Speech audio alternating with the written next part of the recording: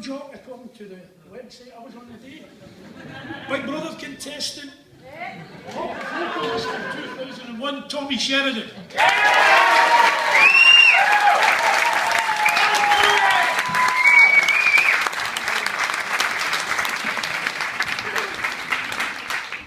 I remember one of my comic friends writing a wee speech for me, and he said, "Tommy, always say that the last introduction you had was by far the most recent." So that was by far the most recent introduction, Gary. It was very, very kind. It was very, very kind. I have to say, folks, what a pleasure this has been tonight. I mean, we've listened to two speakers here. See if any of you are still undecided. I can't understand it. I really can't understand it. You've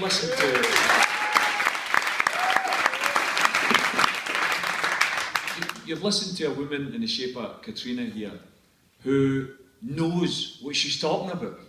I always try and talk about the NHS in my speeches. But the truth is, I don't work in the NHS. I'm not in the front line. I'm not in the coalface. This woman is, and she has made a heartfelt plea to each and every one of you. The NHS is in a critical condition. If you vote no, we could lose it. That's what Katrina's telling you here tonight. We could lose it. I hope that you took notes from what she said. I hope you'll go home and go onto YouTube and look up Dr. Philippa Whiteford. I hope you'll go home and look up Professor Alison Pollock, health economist, and what they're all saying with one united voice is quite clear. If we vote no on the 18th of September, within 5 years the National Health Service in Scotland will be unrecognisable. Within 10 years it will be privatised. It will be privatised. We have, in the shape of the Health and Social Care Act 2012, which was passed by Westminster and applies just now only to the English National Health Service, we have a model that was shaped fundamentally on the United States of America, where when you go to a hospital, they don't reach for your pulse, they reach for your wallet. They are going to force in England citizens to take out private health insurance.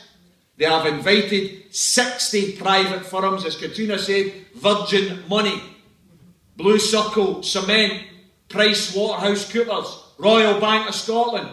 What do they know about providing health care? Bugger all. But what do they know? But what do they know about making money? Plenty. That's why they're lining up to try and get a chunk of the £112 billion annual budget within the NHS in England. That bill, that Health and Social Care Act, is 455 pages long. The first 2 pages remove the 60-year commitment that's existed in England for the Secretary of State for Health to legally have a duty to provide health care free at the point of need for every citizen in England. It's gone. It no longer exists. And if you honestly think we vote no on the 18th of September, Westminster is going to continue to give us the money here in Scotland through the Barnett formula so that we can keep our health service public while theirs is privatised, you believe in fairies. That's the reality of our existence. They are going to say if we vote no on the 18th of September, they're going to say on the 19th of September, they've bottled it. They'll smell the blood and they're coming after our public services with a vengeance. That's the reality, brothers and sisters. So please listen to that impassioned plea and very practical, hands-on plea.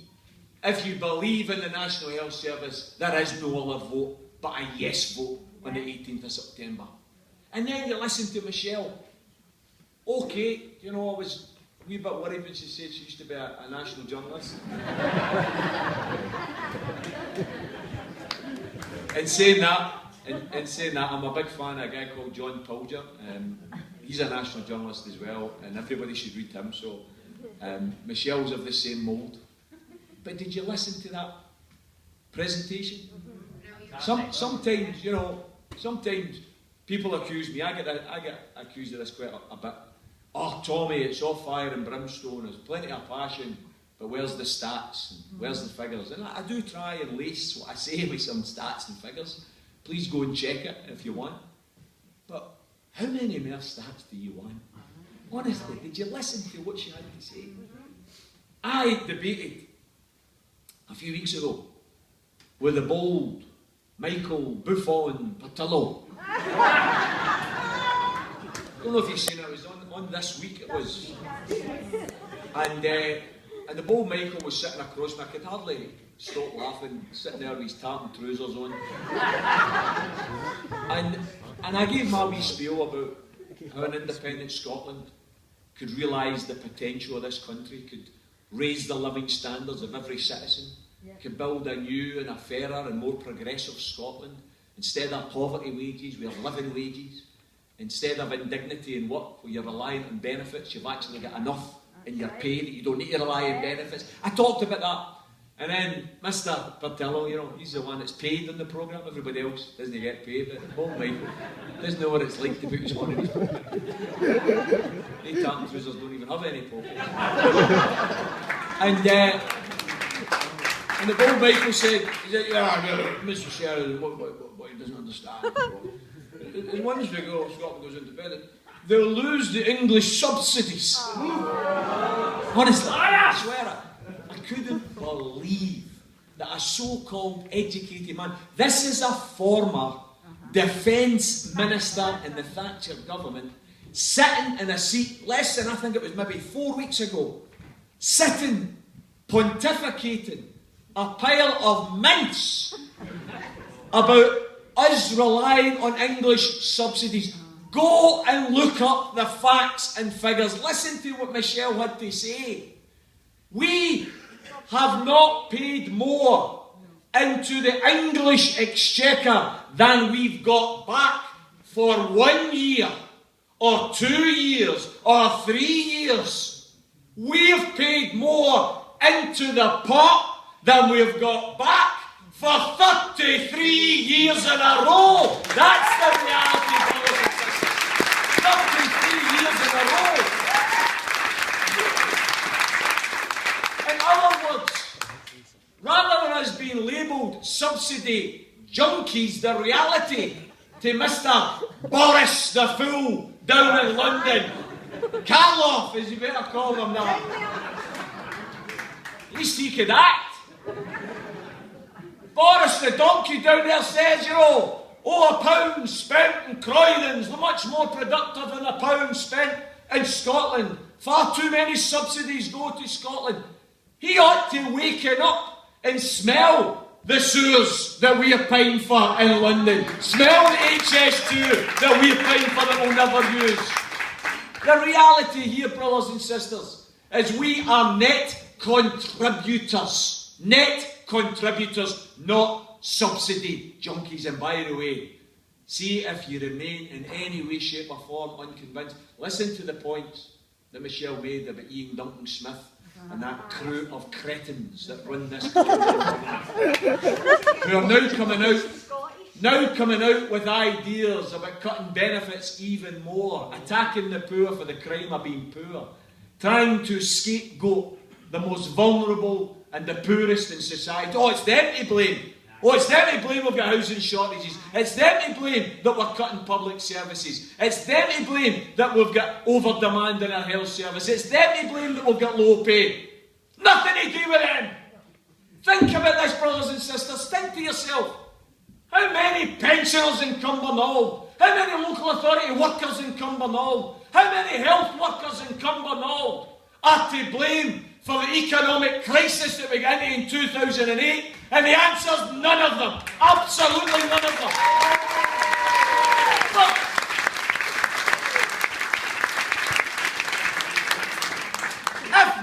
pensioner, local authority worker, health worker is to blame for the economic mess that we're in. Why the hell are they having to pay for the economic mess that we're in? Austerity, brothers and sisters. Austerity is nothing more, nothing less than punishing the poor for the greed and the mistakes of the rich. That's what austerity is. That's what it is.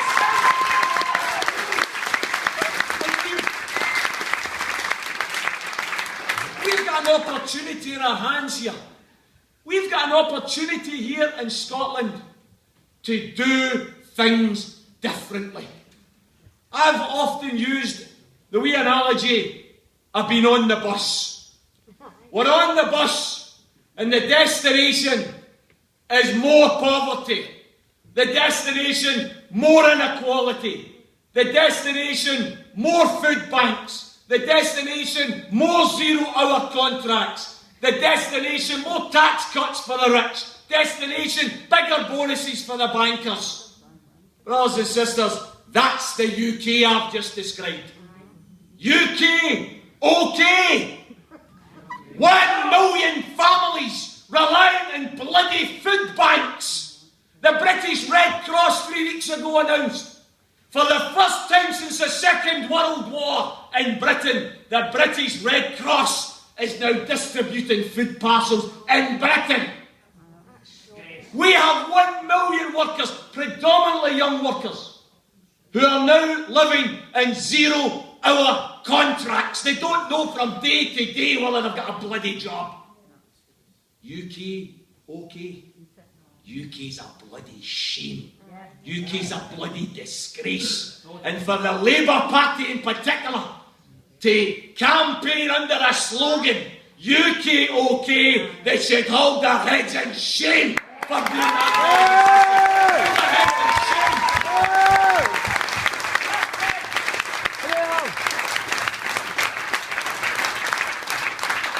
Here's a report for Oxfam. First year of the condemned government. First year, 900,000 more people have now been driven into poverty. 900,000 in a year. UK, okay. Here's the rub. Here's the rub. They say that what the condemned government is doing is the equivalent of speeded up Thatcherism. They are saying that the inequality that has been created by this condemned government is worse even than Thatcher's 1980s governments. Some of you lived through that period. You know what that was like. You know what that was like. Speeded up Thatcherism, they're calling it. And they say that two-thirds of the cuts that have already been announced have yet to be implemented. Yet to be implemented. Unison Scotland produced a report at the end of last month. Unison Scotland produced a report which shows that since the austerity measures were introduced, across the public services in Scotland, 50,000 jobs have gone. 50,000 jobs. Here's the rub. That's only 40% of the cuts. 60% are still to be implemented. Unison Scotland, the Public Service Union, are predicting another 60,000 job losses across the public services. Brothers and sisters, you know why that's important?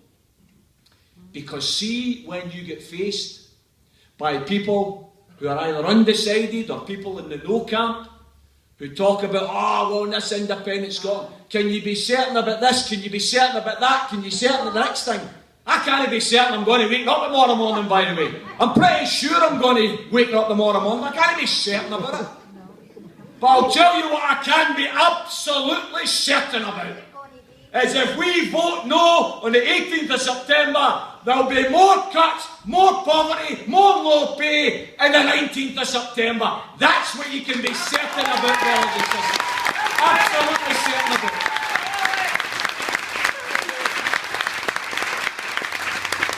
We've got an opportunity here in Scotland to get off that bus.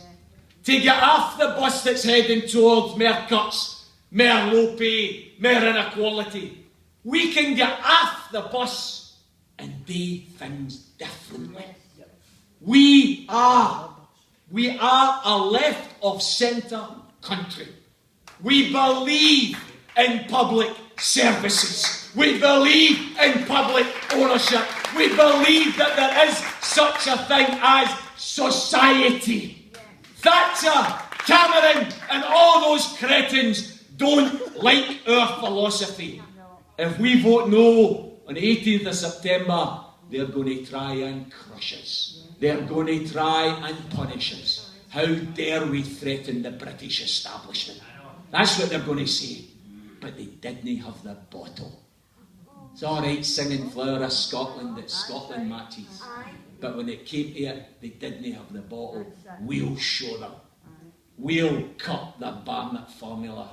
We'll make sure they privatise their health service. Education. How dare they in Scotland? How dare they have no upfront tuition fees? While in England we're charging £9,000 a head per year for kids to go and get a university education. Here in Scotland, we've got 4-year degrees. I don't know how many of you here as parents are sitting with Wayne's 15, 16, 17 years of age who are hoping to go to university, hoping to better themselves, hoping to get some qualifications that might equip them to get the type of job that you weren't able to get. That's what you want as a parent, isn't it? You want your kids to get something you couldn't get. You want your kids to have a better life than you had. That's what we all want for our children. Well, I don't know where you're going to get the 36,000 quid for a university degree for them, because that's what you'll need if we vote no. Because do you think they're going to continue to fund our education service that we've kept free because we have no tuition fees? Forget it. They're going to come after us and say, hey, we've introduced upfront tuition fees, you'll have to introduce them as well. Brothers and sisters, I make a point in all these meetings. I've had the pleasure, this is the 73rd meeting I've had the pleasure of addressing since January. I've managed to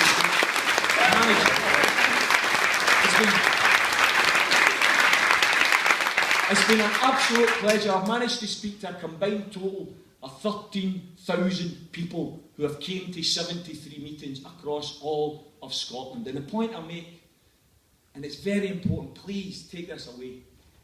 This referendum has got nothing whatsoever to do with Alex Salmon, the SNP, or any political party. Absolutely nothing.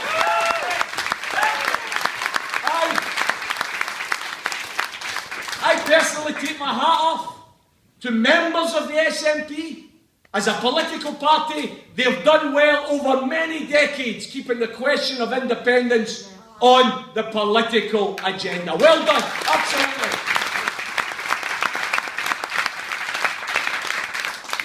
But on the 18th of September, when you go into that ballot box, there is no SNP on the ballot box. There is no Alex Salmon on the ballot box. It is simply yes or no. That's what's on the ballot box, brothers and sisters.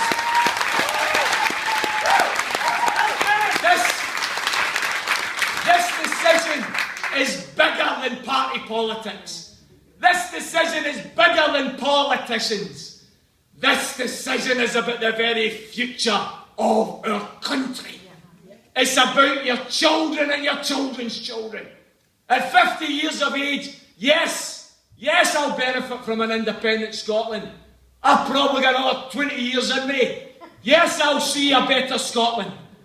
But the people who'll see the real benefits of an independent Scotland are the 10-year-olds and the 20-year-olds. That's who's going to see the real benefits over several decades.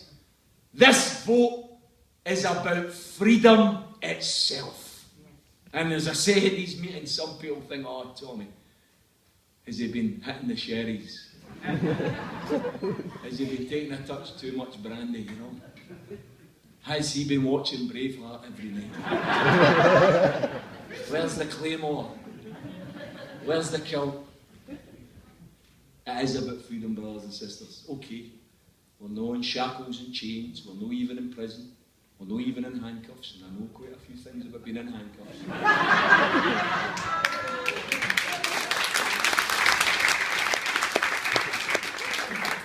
Just in case there are any former, less savoury members of Michelle's former profession, known as gutter journalists, in the audience tonight, none of it was for kinky reasons.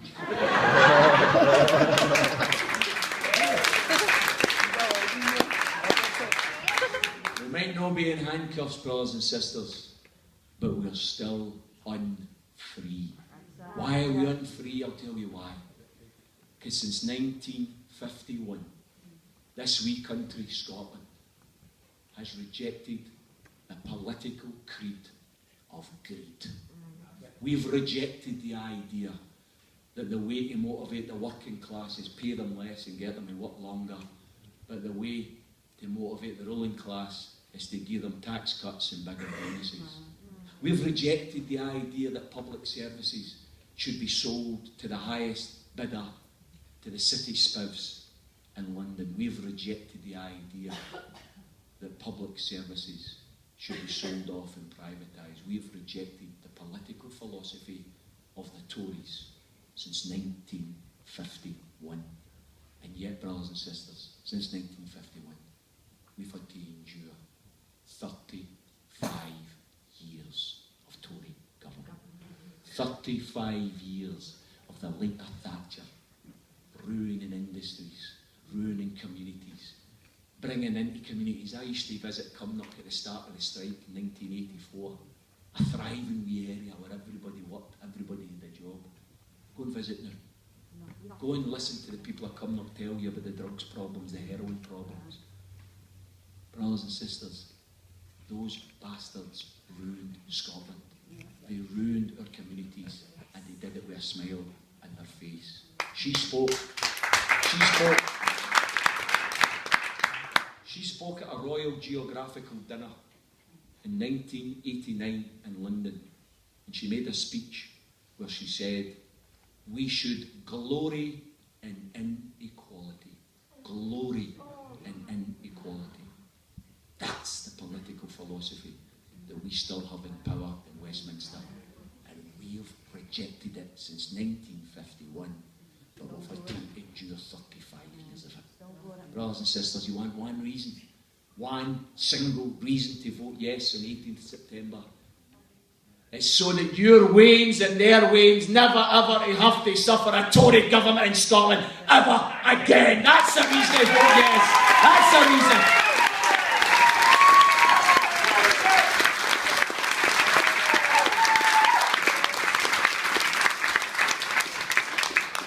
Add to that, brothers and sisters, the freedom to save our health service, the freedom to save our education service, the freedom to argue for a living wage instead of a poverty minimum wage, the freedom to determine that our post office will be returned to public ownership instead of being privatised. The freedom, brothers and sisters, and I'll try and draw my remarks to a close on this, but the freedom, and it means a lot to me. Some of you might mean less, but hey, when you've been arrested as many times as I have down at Faz Lane, it means quite a lot to me. It means a lot that on 18th of September we've got the freedom to show the rest of the world that we're fed up to the back teeth with this ridiculous situation that we have across our globe, where you'll get your Live Aids, your Band Aids, your Red Nose Weeks, your Red Nose Nights. You'll get people digging into their pockets to donate to UNICEF, to donate to charity. Why? Because you want to feed the Waynes, because you saw some pop star or movie star clap their fingers and tell you that every 4 seconds a Wayne's just died of malnutrition. Brothers and sisters, why is it that we never have enough money in this world to feed the Waynes, but we've always got enough money for bombs and missiles and to kill Waynes? Why is that? Why?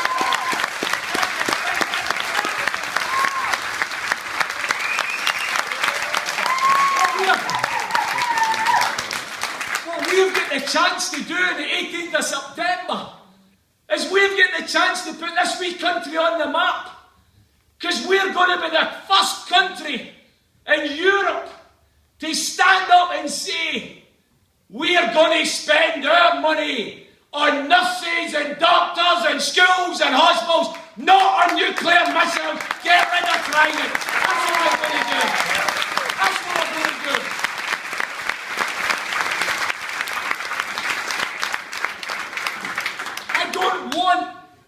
I don't want Trident to be moved to England.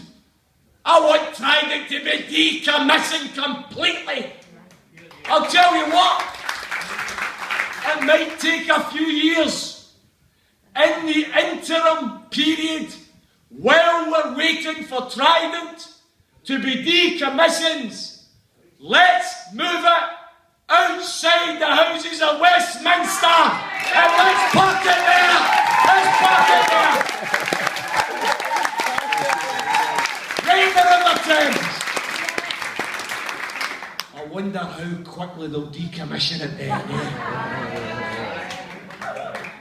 Brothers and sisters, from every angle, this question gives us the opportunity here in Scotland to realise our collective and our individual visions for the type of country we want to live in. You may not share everything I stand for. I'm a socialist. Not everybody's socialist. Some people are Liberal Democrat, some people are Social Democrat, some people are a wee bit socialist. Fine. See, in an independent Scotland, it's going to be a left of centre country. There's a consensus. There's a consensus among our business community. You hear what Michelle said? Businesses for independence. The last time I shared a platform with somebody for Businesses for Independence, there was 1,500 members there. Now there's 2,500. That's the reality of small businesses. Realising that in an independent Scotland, we're actually going to be better off, which means people are going to be spending more, which means small businesses are going to be able to make more. Not a problem with that. If they're going to provide you with good quality goods and services and you've got the money to buy them, brilliant, win-win situation. But as a socialist, I want to do what the Labour government didn't have the bloody bottle to do in 13 years of power. 13 years of power. Bear that in mind. 13 years that shower we're in. Blair and Brown. They presided over greater inequality. They presided over a greater growth in the wealth of the rich. They presided over privatisation of the health service. They refused to reject and repeal one single anti-trade union law. And yet they're supposed to be the party of the workers. Supposed to be the party of the workers, brothers and sisters. The working class have not abandoned the Labour Party. The Labour Party's abandoned the working class. That's the reality. And what we can do, what we can argue for in an independent Scotland. My first job, when I left Stirling University, graduated with a joint honours economics and politics degree, I went and worked for the community programme of Strathclyde Regional Council. Some of you will remember it. And it was called the Hypothermia Programme. You know what my job was? My job as a field supervisor, I had to supervise 8 members of staff, and we had to cold call citizens in the south of Glasgow to identify pensioner households. And once we identified them, we had to advise them how to avoid hypothermia. One of the richest energy countries in the world, and we're having to advise war heroes, many of them, war heroes, how to avoid hypothermia. Every single year, we've got around 2,000 pensioners a year dying prematurely because they're too frightened to turn on their gas and their electricity. Yes! Brothers and sisters, seen in independent Scotland, we've no done it right if we've got a single pensioner dying for hypothermia. That's the reality. And what we should be doing in an independent Scotland is what the Labour Party didn't have the bottle to do in 13 years. Take back into public ownership the gas and the electricity and run it for public need, not for private profit. That's what we should be doing.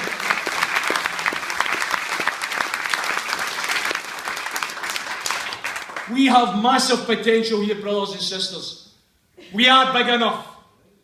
We are smart enough. And I tell you what, not only are we rich enough, we can become one of the richest nations on the planet. Michelle talked there. We've only got 40 years left. You know? Help my Bobby. Oh. We've only got 40 years according to the prophets of doom and gloom. 40 years worth of oil-generated wealth from the North Sea. What the geological studies tell us is there's more oil and gas than in the North Sea yet to be extracted from the West Coast. Why has it not been explored? Why has it not been extracted? Because it's in the direct shipping line of Trident. Tell you what, brothers and sisters, easy solution. Get rid of Trident, then we can explore the West Coast and get the £4.2 trillion worth of resources that is estimated to be there.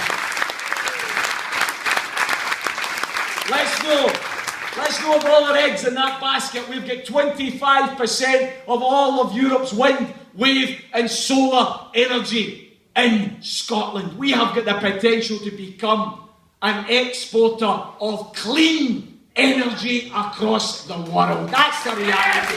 Clean energy. All of that is ours for the taking. The only thing that's lacking now, brothers and sisters, is the courage.